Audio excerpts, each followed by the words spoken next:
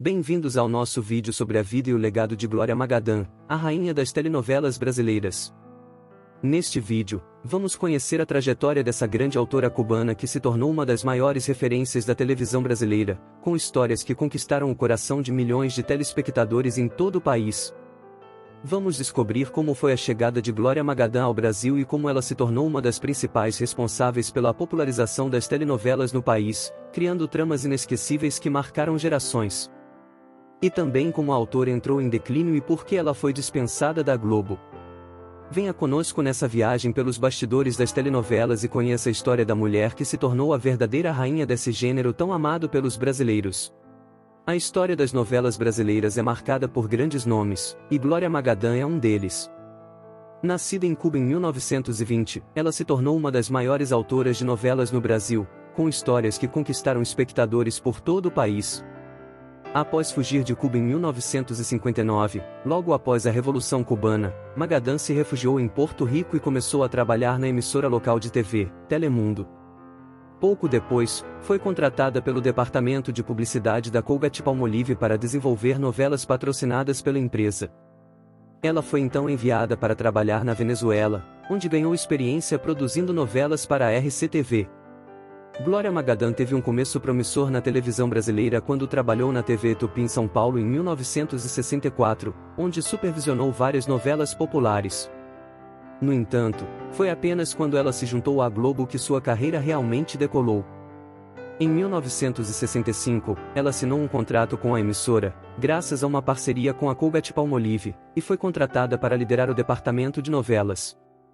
Escrevendo e produzindo 9 novelas para a Globo, ela criou algumas das novelas brasileiras mais icônicas, a primeira das quais foi Paixão de Outono, que marcou o início do horário nobre das 9h30 na emissora.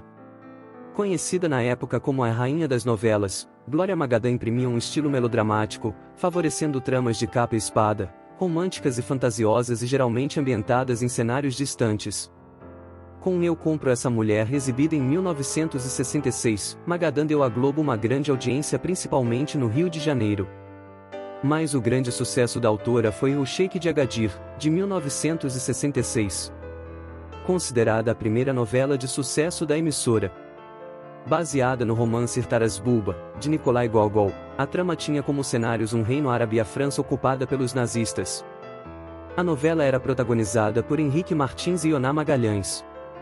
Seguindo essa linha estavam Na Sombra de Rebeca, 1967, inspirada na ópera Madame Butterfly, de Giacomo Puccini, e no romance Rebeca, de Daphne du Maurier, e A Rainha Louca, 1967, a primeira novela dirigida por Daniel Filho. Todas grandes sucessos de audiência.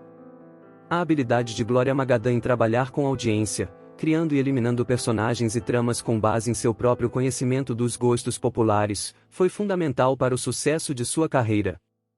A autora soube cativar o público com enredos que misturavam romance, aventura e intriga, sempre com muita emoção e drama. Em 1967, a novela Anastácia, A Mulher Sem Destino, escrita por Emiliano Queiroz, não estava bem de audiência e Magadã convidou Janete Claire, que estava trabalhando em Paixão Proibida na TV Tupi, para escrever a parte final da trama.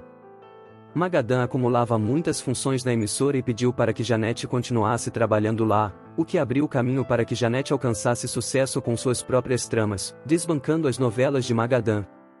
Isso gerou atrito entre as duas autoras e Magadã acusou o diretor Daniel Filho de prestar mais atenção às produções de Janete. Essa situação acabou levando o diretor a pedir demissão da emissora. Magadã também proibia que Janete se comunicasse diretamente com o elenco, o que gerou ainda mais desentendimentos. Em 1968 a televisão brasileira passava por mudanças significativas. Enquanto as emissoras Excelsior e Tupi investiam em novas abordagens para a teledramaturgia, a Globo mantinha-se focada em adaptações de clássicos da literatura mundial. A Excelsior explorava a história do Brasil com produções como O Tempo e o Vento e a Muralha, enquanto a Tupi trazia temas modernos em Beto Rockefeller e Nino, o Italianinho. No entanto, a audiência da Globo continuava em declínio e, em meados de 1969, a administração da emissora decidiu dispensar Glória Magadã após a fraca audiência de Agatha Division. O envolvimento amoroso da autora com um dos atores, Geraldo Del Rey, acabou afetando a trama da novela e provocando a saída de Tarcísio Meira, que fazia um dos personagens principais. Era necessário renovar a programação e a Globo apostou na contemporaneidade do trabalho de Janete Claire para isso.